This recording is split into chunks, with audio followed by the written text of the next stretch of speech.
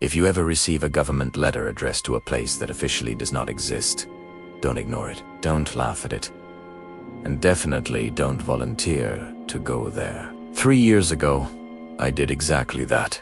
My name doesn't matter, but my job does. I work as a field compliance officer for the council in London. I check properties, confirm utility usage, inspect empty structures, and sign off on places that no longer need monitoring. It's boring work. Paperwork, locked gates, dusty files. But the abandoned district changed that. According to government records, the district had been cleared 12 years earlier. Structural damage, unstable foundations, contamination risk, residents relocated, services shut down, streets sealed. Officially, it was empty. Unofficially, every single year, property taxes were paid on time, electricity bills. At first, accounting thought it was an automated banking error. Maybe old standing orders that no one canceled, but the payments adjusted for rate increases. They matched to updated tax codes. Someone was calculating them. Someone was sending them. The payments came from dozens of properties inside the sealed district. Different account numbers, different names. Names that no longer existed in any public database. I wasn't supposed to get involved, but curiosity can be louder than common sense. When my supervisor asked for a volunteer to physically confirm the site status, I raised my hand. That was my first mistake. Before we go further, if you're into real-feeling horror stories that don't rely on cheap tricks, make sure you like this video and subscribe to Unexplained. It helps the channel more than you think, and it keeps stories like this coming. I went in at 3:40 in the afternoon. Broad daylight, no dramatic midnight entry. No thunder, no fog, just a gray London sky and a locked metal barrier with a faded government warning sign. 2 other inspectors came with me. Daniel from Utilities and Jack from Structural Assessment. We signed the access log. We stepped past the barrier, and the first thing I noticed was the silence. Not the peaceful kind. The kind that feels thick. London always hums, even in quiet areas. You hear traffic in the distance. Airplanes overhead. Sirens somewhere. Here, nothing. The streets were intact. No collapsed buildings. No burned shells. The windows were dusty but unbroken. Street lamps stood upright.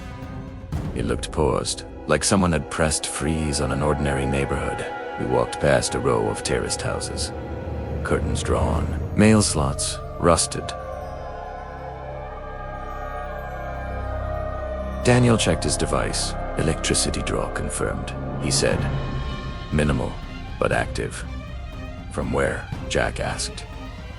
He looked up at the buildings. "That's what we're here to find out." We split up on the street. I took the northern row, clipboard in hand, recording meter numbers. Most were disconnected. But then I reached number 18. The meter was active, low current, steady. I leaned closer to the front window. My reflection stared back at me. Behind my reflection, I thought I saw movement. I stepped back quickly. My heart kicked hard against my ribs. Probably light distortion. Maybe a loose curtain. I told myself that. I tried. The door locked. I circled to the side alley. The back door was shut tight. Still, the meter hummed softly. I wrote it down and moved on. Halfway down the street, I noticed something else. All the windows were dirty. Except one, number 26. The glass was clean. Not polished. Just clear. Like someone wiped it recently. I stood there longer than I should have. Staring. I couldn't see inside clearly because of the angle, but I felt something I can't properly explain. The sense of being watched. You know that feeling when someone's eyes are on you? That? I turned around sharply. Empty street. Daniel's voice echoed faintly from another block. Jack's footsteps are somewhere distant. I laughed at myself. Maybe I imagined it. Sleep deprivation can do strange things. We regrouped after an hour. 12 active meters. All low draw. All consistent. We decided to enter one property, number 18. Daniel had bolt cutters for emergency access. He snapped the side gate lock, and we moved to the back door. When it opened, the smell hit us. Not rot, not mold. Dust. Thick, undisturbed dust. The kind that settles over years. We stepped inside. The air felt heavier than outside. Furniture remained. Couch, table, framed photos on the wall. Everything is coated in gray. But the lights were on. Dim? Yellow? Steady. Jack whispered, "That's impossible." Daniel moved toward the fuse box. Active. Current flowing. "But no one's here," he said. I walked into the living room. My boots left marks in the dust. Only mine. No other footprints. I checked the kitchen. Same layer of dust. I opened the fridge. Empty. Unplugged. Still, the power meter outside was drawing electricity. We checked the bedrooms upstairs. Beds made. Dust untouched. And then something changed. At first, it was subtle. The feeling of pressure in my ears. Like when you underground or underwater. Daniel said, "Do you hear that?" I froze. A low sound. Not mechanical. Not wind. More like a distant hum. Jack shook her head. "It's coming from outside." We rushed to the window. Across the street. Through the glass of number 26. I saw something. A shape. Standing behind the curtain. I blinked. Gone. Daniel saw it too. "I swear there was someone there," he said. We ran outside. The street felt different now. Quieter somehow. We approached number 26 together. The front door was slightly open. Just a crack. I'm telling you, when we first walked through this district, every door was shut tight. I would have noticed. We pushed it open. Inside was darker than number 18. But the air was warm, not dusty or warm. It was warm, the kind of warmth bodies create over time. There was no dust on the floor, no footprints either. Just clean wood. The lights were off, but the electricity meter outside had been active. Daniel checked his device again. "Higher draw here, aside softly." From upstairs, a sound, a small shift. Like weight moving? Jack called out, "Hello, council inspection." No answer. We climbed the stairs slowly. Each step creaked. Halfway up, I felt that pressure again in my ears. Stronger. At the top, there was a hallway with 3 doors, all closed. The hum was louder now. Not loud enough to identify. Just the present? I reached for the first door handle. It was warm. I opened it. Empty bedroom. No furniture. No dust. Clean walls. We checked the second room. Same thing. When I touched the third door, I hesitated. It felt warmer than the others. Daniel nodded at me. I opened it. The room was full of furniture, identical to number 18. This leave-in room. Same couch. Same photos. Same clock on the wall. Except the clock was ticking. Tick. Tick. Tick. Tick. The time showed 3:57 p.m. My watch said 3:57 p.m. Jack whispered, "That's not possible." I stepped closer to the photos on the wall. They showed a family of 4. Mother, father, 2 children. Smiling. Normal. But the father's face. It looked wrong. Not distorted. Just slightly blurred.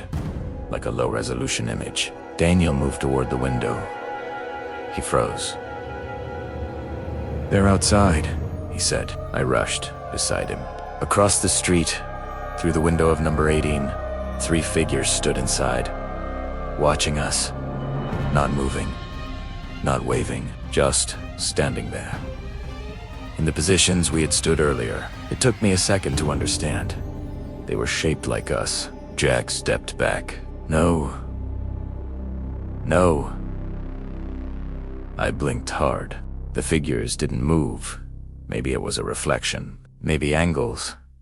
Maybe stress. But then the one shaped like me tilted its head.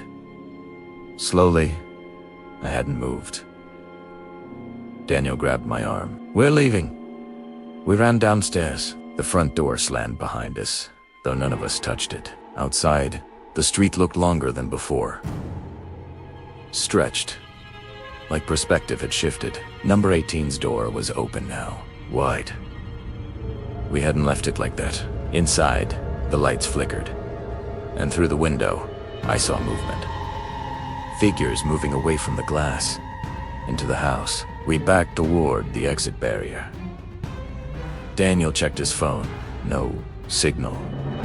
Jack's phone showed the time as 4:32 p.m. Mine still read 3:59. "That's not possible," she kept repeating. The hum grew louder, all around us. From every building, like electricity running through walls. One by one, lights turned on in every house on the street. Windows glowing, curtains shifting. I felt eyes on us. From every direction. We ran. I don't remember reaching the barrier. I just remember suddenly being outside it. Breathing hard. The silence of normal London crashing back into my ears. Traffic. Wind. A distant siren. Daniel was gone. Jack was gone. I was alone. I thought maybe they ran ahead. Maybe I blacked out. Maybe I imagined parts of it. The access log still showed 3 names signed in, but CCTV from the entrance showed only me entering, and only me leaving. I told my supervisor everything. He listened quietly. Then he pulled up the payment records. This year's property taxes had already been paid from 3 new accounts under our names. I tried to laugh. It came out wrong. We checked Daniel's and Jack's personnel files, both marked inactive, terminated 2 years earlier. 4 non-tenants. I've worked with them for 5, at least I think I have. Their desks are empty now. No one remembers them. Sometimes I tell myself it was stressful. Long hours, an overactive imagination. Maybe I misread the records. Maybe there was a logical explanation. But every year since, I receive a tax statement in the mail. For a property in that abandoned district. Under my NAMI, I've never paid for it. Yet it shows as paid, on time. With electricity usage logged monthly. I moved out of my flat 6 months ago. Or at least I tried. The new place felt wrong. Too quiet at certain hours. At exactly 3:57 p.m. every day, my lights flicker, just once. Soft. Like a reminder. Last week, I walked past a storefront window downtown. For a second, I saw my reflection standing still while I kept walking.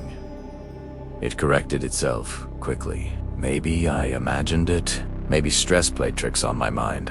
Or maybe some places carry things we simply don't understand. But one thing I believe with certainty is this. Everything happens by the will of Allah. Nothing moves, nothing changes, and nothing touches our lives without His knowledge. Everything happens according to Allah's will. And maybe some questions are not meant to be answered. I haven't gone back to the district. It's still sealed. Still listed as abandoned. Still paying taxes. And sometimes, when I close my eyes, I see those windows glowing. And I wonder if somewhere inside that district, at exactly 3:57 p.m., 3 figures are standing in a quiet room, waiting. If this story unsettled you, let me know in the comments what you think is really happening there. Share this with someone who thinks abandoned places are harmless. And if you haven't already, subscribe to Unblinking, because some stories don't end when the video does.